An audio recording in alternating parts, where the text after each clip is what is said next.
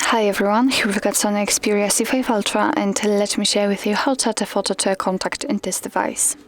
So first of all, let's enter your contacts and find the one you would like to edit and tap on it. Now let's tap on this edit icon in the right upper corner and tap on this camera icon here.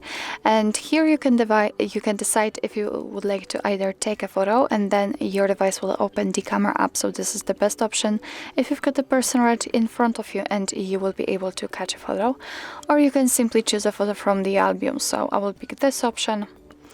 And here just tap on the one you would like to set as a contact photo. So right now we have to decide where we want to complete this action, so we can choose Google Photos or Gallery. I will pick Google Photos. Of course, give all the permissions, just allow.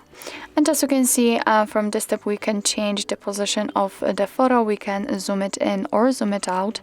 We can also change the localization and the size of the square, and thanks to this we can decide what we will see after saving the whole contact, because this area is responsible for it. So just position it like you want to. Here you can also rotate the picture. It's up to you how you want to set it. If you are happy with your choice, just tap on done here.